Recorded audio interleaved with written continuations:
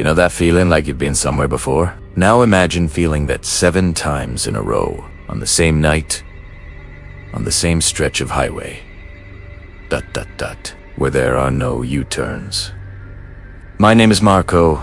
I've got 22 years behind the wheel, and there are things on this road that no driver's manual will ever teach you. The asphalt keeps secrets that only those who drive through the dead of night can see. And today, I'm going to tell you 3 stories that still make me check my rearview mirror twice before sleeping in my cab. It was 3 in the morning when I picked up that load of perishables heading to the interior of Georgia. Empty road, moonless sky, just my headlights cutting through the darkness. I'd been driving for 6 hours when I noticed a fallen pole on the shoulder.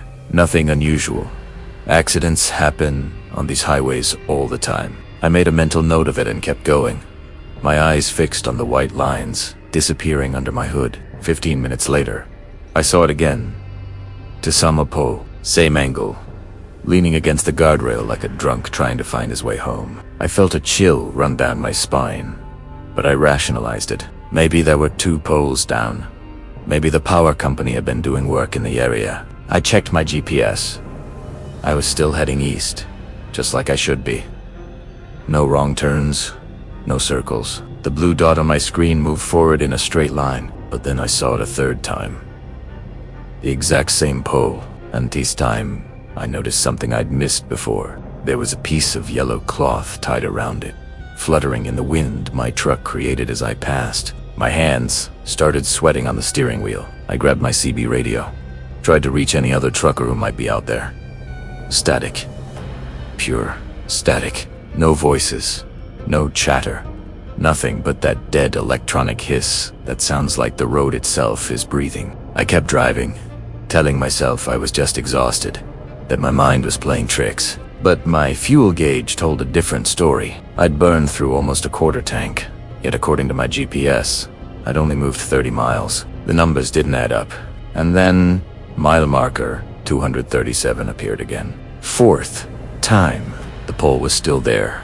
That yellow cloth dancing in the darkness like it was waving at me, beckoning me to stop. That's when I noticed the car. A red sedan, parked on the shoulder about 200 yards past the pole. Hazard lights blinking in that urgent rhythm that says someone needs help. I'd passed it 3 times before and never seen it. Or maybe I just hadn't been paying attention. But now I couldn't unsee it. As I got closer, I could make out a figure standing next to the driver's door. A woman, waving her arms, clearly in distress.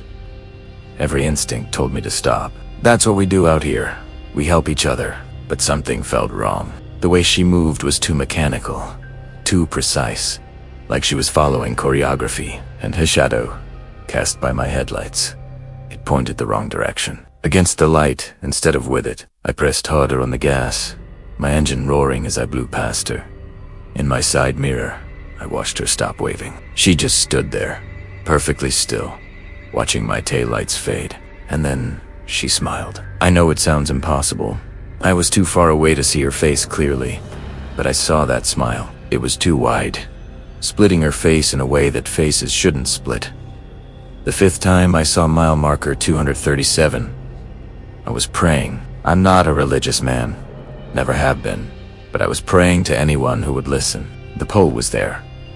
The car was there, and now there were 2 figures standing on the shoulder. The woman and someone else, taller, wearing what looked like a trucker's cap and reflective vest.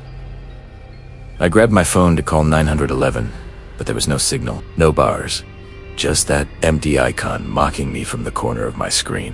My CB was still nothing but static. I was completely alone, trapped in some kind of loop, watching the same stretch of highway repeat itself like a scratched DVD. If you're gripping your seat right now, if your heart is racing, then smash that like button and subscribe, because what happens next made me consider quitting trucking forever. And trust me, the 2nd story is even worse. The 6th time, there were 3 figures. The 7th time, 5. Each time I passed mile marker 237, another person appeared on that shoulder. All of them standing perfectly still. All of them watching my truck roll by. And I realized, with horror, that I recognized one of them. Jimmy Cordero, a driver I'd known for 15 years. Jimmy had disappeared on this same route 3 years ago. They found his truck abandoned at mile marker 237, Engine still running, driver's door wide open. They never found Jimmy. But there he was, standing with the others, wearing the same flannel shirt he'd worn the last time I saw him. He wasn't waving. None of them were anymore. They were just watching, waiting, like they knew something I didn't. I made a decision. The next time I saw that pole, I was going to close my eyes and count to 60. Maybe if I didn't see it, I could break whatever curse had grabbed hold of me. Stupid, probably. But I was out of rational options. Mile marker 237 appeared again. I saw the pole, saw the crowd of figures that had grown to maybe a dozen now, all standing in that unnatural stillness. I gripped the wheel, took a deep breath, and closed my eyes. Counted slowly. 1 Mississippi. 2 Mississippi. My truck drifted slightly, and I corrected by feel, keeping it steady. 30 Mississippi. 40 Mississippi. The sound of my engine was the only thing tethering me to reality. 58 Mississippi. 59 Mississippi. 60. I opened my eyes. Mile marker 238. The road stretched ahead, normal, empty, beautiful. I'd broken through. My hands were shaking so badly I had to pull over. I sat there for 20 minutes, engine idling, just breathing and trying to convince myself I hadn't lost my mind. I finished that delivery, but I've never taken that route again. And sometimes, late at night, when I'm driving through darkness, I wonder if those figures are still standing there at mile marker 237, waiting for the next driver to get caught in the loop, waiting to add one more person to their silent congregation. This happened on Interstate 40, somewhere in the desolate stretch between Oklahoma City and Amarillo. There's nothing out there but darkness and distance, the kind of emptiness that makes you feel like you're driving on the edge of the world. It was 2:30 in the morning, and I'd been fighting sleep for the last hour, slapping my face, blasting the AC, doing everything to stay alert. That's when I saw him, a man standing on the shoulder, thumb out, the universal sign of someone needing a ride. Now, I've got a strict rule about hitchhikers. Don't pick them up. Ever. Too many stories of drivers getting robbed, carjacked, or worse. But as I got closer, something about this guy seemed off. He wasn't dressed like your typical hitchhiker. He wore a suit perfectly pressed, like he'd just walked out of a business meeting. And he was holding a briefcase. I should have driven past. Every cell in my body screamed at me to keep going.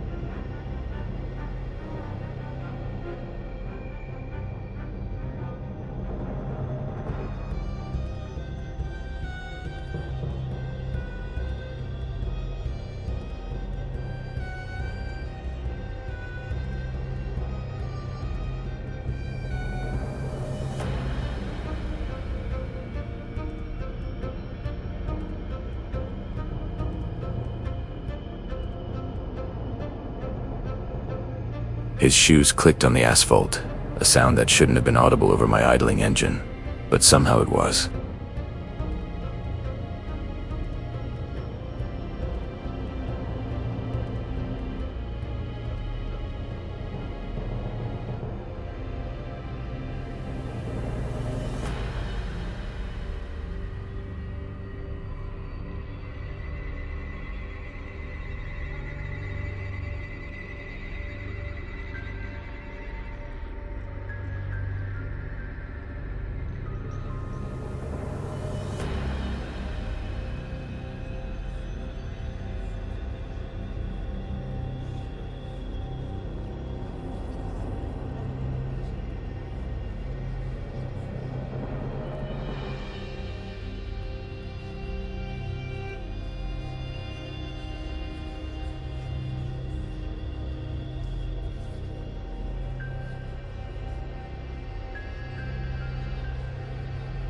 Surely you can spare 15 minutes for an old friend.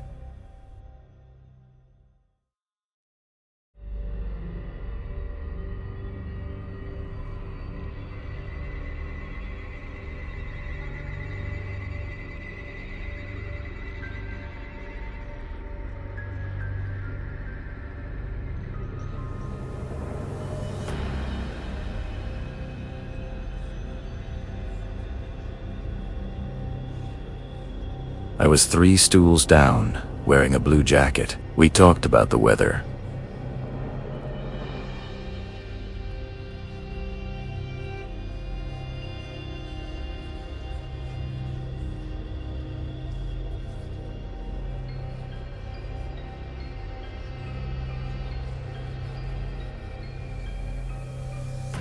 Is it?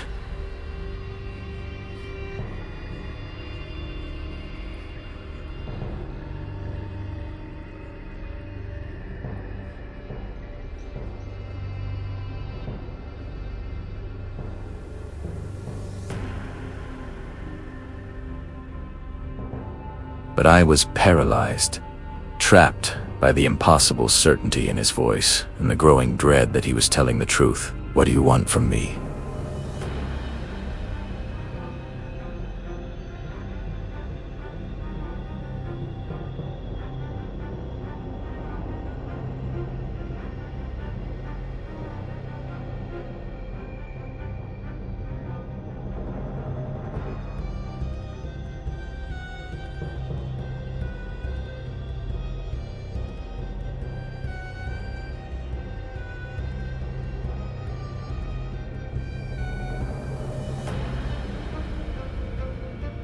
The illusion of options. Really, there's only one path forward.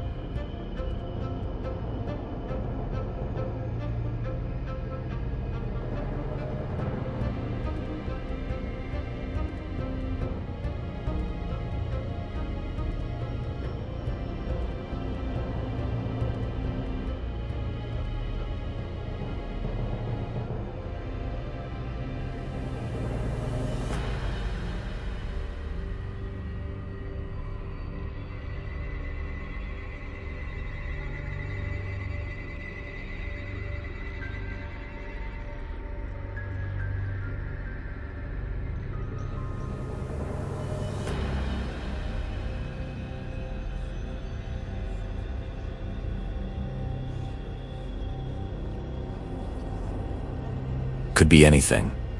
Could be nothing. Could be everything.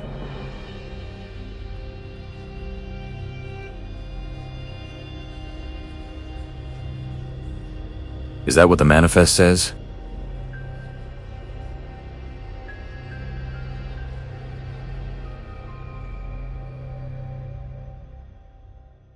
Means you'd know the truth. And we can't have that, can we? Some things are better left sealed. Some cargo isn't meant to be seen. Mile marker 315.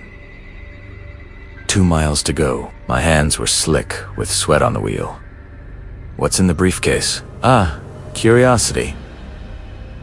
That's very human of you. What's in the briefcase is the same thing that's in your trailer. The same thing that's in every truck on this highway at exactly 3:07 in the morning. The space between moments. The pause between heartbeats. The silence between words. That doesn't make sense. That's not a real answer, isn't it? Look at your clock, Marco. I glanced at the dashboard. 3:07 a.m. But that was impossible. We'd been driving for at least 20 minutes, and it had been to 30 when I picked him up. Time should have moved forward. Instead, it had jumped ahead, skipping over 37 minutes, like they never existed. Mile marker 316, 1 mile to go. The hitchhiker finally turned to look at me, and I wished he hadn't. His pupils were wrong, too large, swallowing up the iris entirely, like looking into 2 wells that dropped straight down into nothing. When we reach 317, I'm going to get out. You're going to continue driving. You won't look back. You won't open your trailer. And tomorrow morning, you'll wake up in a motel you don't remember checking into. And none of this will seem quite real. You'll tell yourself it was exhaustion. Maybe you fell asleep at the wheel for a few seconds. Dreamed the whole thing, and you'll be right. And you'll also be wrong. Do you understand? I didn't understand anything, but I nodded anyway. Mile marker 317 appeared in my headlights, without being told. Primera pool doba. The hitchhiker opened his door, stepped out with that same weightless grace, and turned back to look at me one final time. Thank you for the ride, Marco. See you next time. There won't be a next time, I said, trying to sound brave. It hustes milet, and then he walked directly into the darkness beside the highway. Not down into the ditch, not along the shoulder, but straight out into the black expanse where nothing existed. And the darkness swallowed him up like water, closing over a stone. I sat there for a long moment, then drove away. I didn't look back. I didn't open my trailer, and the next morning, I woke up in a Motel 6 in Amarillo with no memory of checking in. My logbook showing I'd made perfect time, arriving exactly when I was supposed to. But here's the thing that keeps me up at night. 3 months later, I found a business card in my glove compartment that I'd never seen before. No name, no company, just a phone number and a simple message. 7 more rides to go. I've never called the number. And every night at 3:07 a.m., whatever I'm doing, I stop and hold my breath, waiting to see if I'll see him again on the roadside, thumb out, holding a sign with my name on it. The third story is the one that ties everything together. The one that made me understand what's really happening out here on these endless highways. It happened 3 weeks ago, and I'm still trying to process it. I was running a route from Tennessee to Arizona, a straight shot across the country that I'd done dozens of times. Familiar roads, familiar rest stops, nothing unusual. But somewhere in New Mexico, around 4 a.m., things started to feel wrong. At first, it was small things. A billboard advertising a restaurant I'd seen 200 miles back. A specific pattern of roadkill. 3 deer in the same positions. An overpass with graffiti that spelled out "Turn back" in letters 10 feet tall. I'd definitely passed that overpass before, about an hour earlier. I checked my GPS. It showed me exactly where I should be, moving forward on Interstate 40, making good time. But my gut told me something different. The road looked identical to the stretch I'd just driven. Not similar. Identical. Every crack in the asphalt, every faded line marking, every reflector post.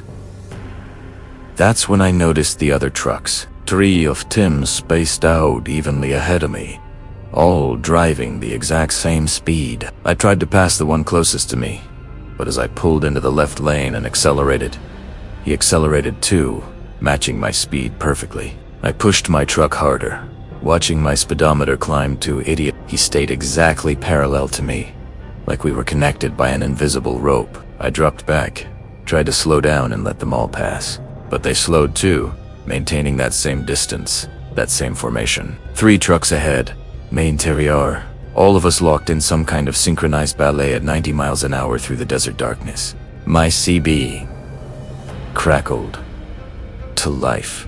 A voice came through, distorted but understandable. "Breaker, breaker. This is the lead truck. Welcome to the convoy, Marco. We've been expecting you." My throat went dry. "Who is this? How do you know my name?" "We all know your name. We've all had our experiences. The pole at mile marker, 237.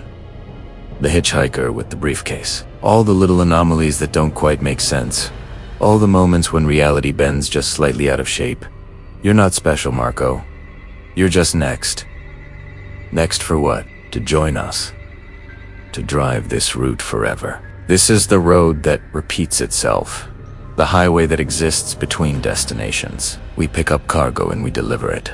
But we never actually arrive anywhere. We hoost, drive, and drive, and drive. Time moves differently here. Outside, in the real world, maybe a year has passed. Maybe 10. Maybe 100. But here, it's always 4 a.m. Always this same stretch of desert. Always this same convoy. I looked at the trucks ahead of me more carefully. Their license plates were from different decades. The lead truck was a model that hadn't been manufactured since the 70s. The one in the middle looked newer, maybe from the 90s. The third was recent, only a few years old. "How long have you been out here?" I asked into the CB. Time is meaningless when you're stuck in a loop. But I remember when I joined. It was 1973. I picked up a hitchhiker outside of Albuquerque. He told me he knew my name. Sound familiar? It did. It sounded exactly like my second story. Another voice came through the radio. Younger, scared. "I've only been here 3 months. Or maybe it's been 3 years. I can't tell anymore. I stopped at mile marker 237 to help a woman with a broken down car. The moment I put my truck in park, I couldn't leave. I've been driving this same stretch ever since. The pieces clicked together in my mind with horrible clarity. The pole, the hitchhiker, all of it had been tests, or traps, or invitations. Ways to pull drivers into this loop. This road that repeats itself. This highway that exists outside of normal time and space. You don't have to join us, the first voice said. There's still a way out. See that exit coming up? Exit 239. You can take it, but you need to do exactly what I say. An exit sign appeared in my headlights. I'd never seen this exit before, and according to my GPS, it didn't exist. But there it was, as real as anything. When you reach the exit, close your eyes. Don't ask questions. Just do it. Keep your wheels steady and count backward from 100. Don't open your eyes until you reach 0. Don't stop counting, no matter what you hear, no matter what you feel. And when you open your eyes, you'll be back in the real world, back on the normal highway. But Marco, listen to me carefully. You can never drive this route again. If you do, you'll end up right back here. And next time, there won't be an exit. Do you understand? The exit was approaching fast. I had maybe 30 seconds to decide. Behind me, in my mirrors, I could see more trucks appearing. A whole convoy stretching back into the darkness. Dozens of Tim, maybe hundreds, all trapped here. All driving the same loop. Prisoners of the road that repeats itself.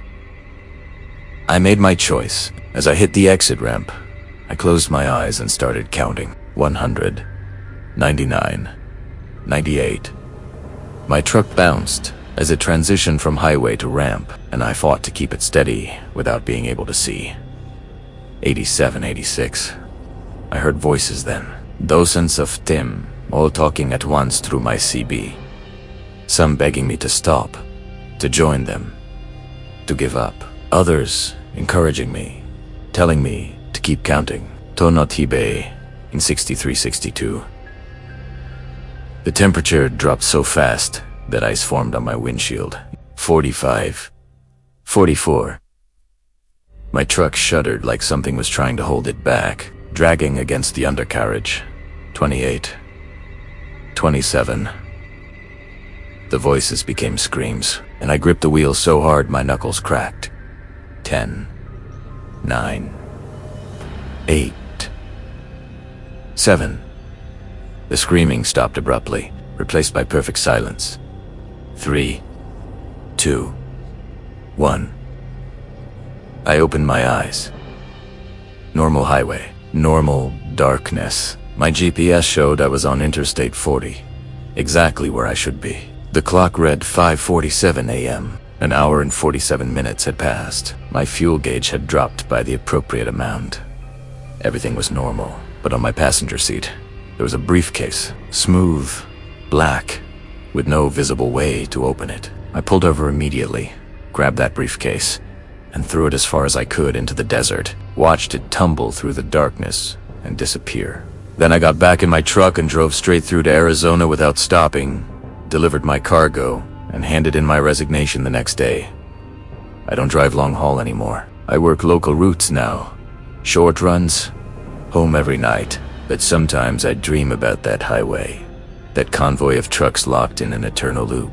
And I wonder how many drivers have disappeared over the years. How many are still out there, trapped on the road that repeats itself. If you're a trucker, if you drive through the night, watch for the signs. A pole at mile marker 237. A hitchhiker who knows your name. 3 trucks driving in perfect formation. And if you see them, whatever you do, don't stop. Don't pick anyone up. Don't try to help. Just drive past and keep going, because the road is hungry, and it's always looking for new drivers to join the convoy. That's why I'm telling you these stories. Not to scare you, but to warn you. The highway holds secrets, and some of those secrets want to keep you forever. Stay safe out there. And if you ever see a trucker pulled over on the side of the road at 3:07 in the morning, maybe just call for help instead of stopping. Because some roads don't lead anywhere. They just repeat. Forever.